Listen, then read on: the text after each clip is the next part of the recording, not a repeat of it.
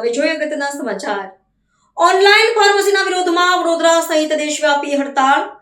દેશભરની 12 લાખ દવાની દુકાનો સજ્જડ બંધ। ઓનલાઈન ફાર્મસીના વિરોધમાં સમગ્ર દેશ અને ગુજરાતની સાથે વડોદરામાં પણ ઔષધ વિક્રેતાઓએ વ્યાપક હડતાળ પાડી છે। આ આંદોલનના ભાગરૂપે વડોદરા શહેર અને જિલ્લાની તમામ દવાની દુકાનો સહિત ભારતભરની 12 લાખથી વધુ અને ગુજરાત રાજ્યની 35,000 જેટલી દવાની દુકાનો સજ્જડ બંધ રહી હતી।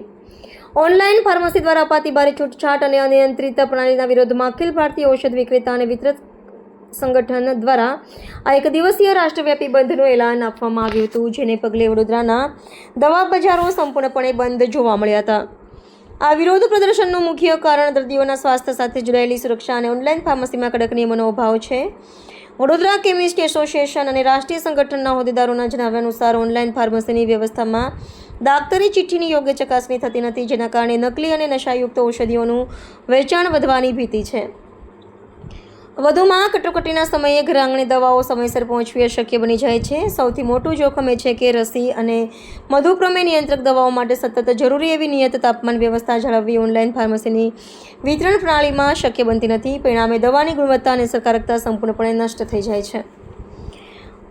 વડોદરાના દવા વિક્રેતાઓએ સ્પષ્ટ કર્યું છે કે તેમની આ લડાઈ માત્ર વ્યાપારિક હિતોના રક્ષણ માટે નહીં, પરંતુ સામાન્ય જનતાની સ્વાસ્થ્ય સુરક્ષા માટે છે। તેઓએ સરકાર સમક્ષ ઉગ્ર માંગ કરી છે કે ઓનલાઈન ફાર્મસીના સંચાલન પર કડક કાયદાકીય નિયંત્રણો લાદવામાં આવે અને અગાઉ રોગચાળાના સમયગાળા દરમિયાન આપવામાં આવેલી હંગામી છૂટછાટો તાત્કાલિક પાછી ખેંચવામાં આવે। જો સરકાર દ્વારા ગંભીર મુદ્દે સત્વરે યોગ્ય નિર્ણય લેવામાં નહીં આવે તો આગામી સમયમાં અચોક્કસ મુદતની રાષ્ટ્રવ્યાપી હડતાલ કરવાની ચેતવણી પણ આપવામાં આવી છે।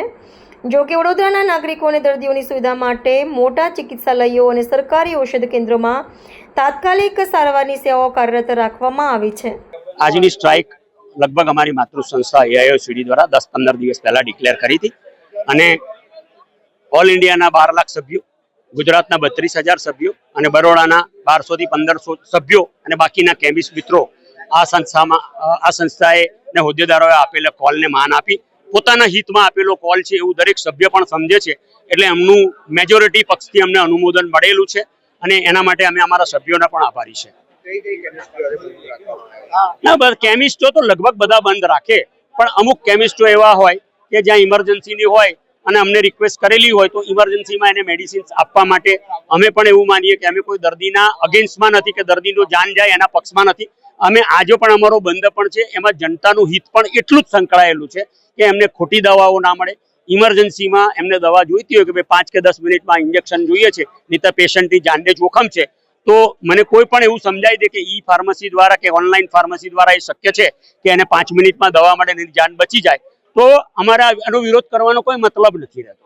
બીજું, તેને સમજાવશે કોણ દવાને? આજે દવાઓમાં ભારત દેશમાં એક ડ્રગની લગભગ 100-200 દવાઓ છે અને એમાં સ્પેલિંગમાં એક શબ્દનો ફરક થતા આખો ડ્રગ બદલાઈ જાય છે।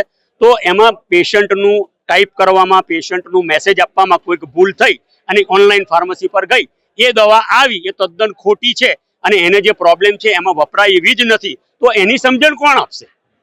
તો અમારો હેતુ એ છે કે ગવર્મેન્ટે જે મૂળભૂત આધાર કરીને આ નિયમ ઘડેલો છે ડ્રગ્સ એન્ડ કોસ્મેટિક એક્ટ, કે ભાઈ ફાર્માસિસ્ટની હાજરીમાં આ દવાનું વિતરણ થવું જોઈએ અને દર્દીને જે પણ ઇન્ફોર્મેશન જોઈએ, કારણ કે આપણા દેશમાં ડોક્ટરોની પણ કમી છે અને ઘણા લોકો ડોક્ટરને પૂછતા પણ ગભરાય છે અને ફાર્માસિસ્ટને પોતાનું મિત્ર ગણે છે, તો એને પેટ છૂટી વાત કરે છે। તો અમે અમારી નોલેજથી, અમારા પ્રોફેશનના નોલેજથી અમે એને સાચી સમજ આપી શકીએ। દવાનો લેવાનો ડોઝ, એને ટેમ્પરેચરમાં રાખવાનું છે, ફ્રીજમાં રાખવાનું છે કે નહીં, દરેક વસ્તુ, કારણ કે અમુક ક્રિટિકલ દવાઓ એવી છે કે તમારે 2 થી 8 ડિગ્રીના ટેમ્પરેચરમાં જ આવવી જોઈએ, તો એ દવા ઓનલાઈનમાં આવશે તો શું એ કુલ પેક અને એ સાથે લઈને ચાલશે? અને કેટલા કલાકમાં આવશે?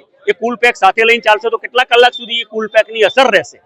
જ્યારે અહીંયા તો અમારી ઓલરેડી ફ્રીજમાં જ દવા હોય અને અમે બાજુમાં ડોક્ટર બેઠા હોય તો અમે બી એવું કહીએ દર્દીને કે તમે તમારો નંબર આવે પછી આ દવા લઈ જજો। આજે કૂતરાનું ઇન્જેક્શન છે, એને અમારે એ ટેમ્પરેચરમાં રાખવાનું છે, હવે પછી 2 કલાક બહાર પડી રહે પછી એ પેલો ઇન્જેક્શન આપવામાં આવે તો એને રેબીસ કાલે થઈ જાય, હડકો થઈ જાય, તો એની જવાબદારી કોની? અમે આ બધી વસ્તુને ધ્યાનમાં રાખી અમારું હિત તો અમારે જોવું જ પડે સાહેબ। અમે એવું નથી કહેતા કે અમે ખાલી નિસ્વાર્થ ભાવે છે, પણ જનતાનું હિત પણ એટલું જ સંકળાયેલું છે અને એટલે જ અમે એવી આશા રાખીએ કે ગવર્મેન્ટ અમારી તકલીફો, અમારી વાચા આપેલીને સમજે અમને પણ સમજાવે કે અહીંયા તમારે આ બહુ આધાર રાખવા જેવો નથી, અમે આ દર્દીઓના હિતમાં કરીએ છીએ અને અમને લાગશે ગવર્મેન્ટ કહે છે એ સાચું છે, આમાં દર્દીનું સાચું હિત સમાયેલું છે, અમે સરકારની સાથે જ છે અને આ સરકાર પ્રજાલક્ષી છે, તો અમારા સરકારની સાથે રહેવામાં અમને કોઈ નાનમ નથી.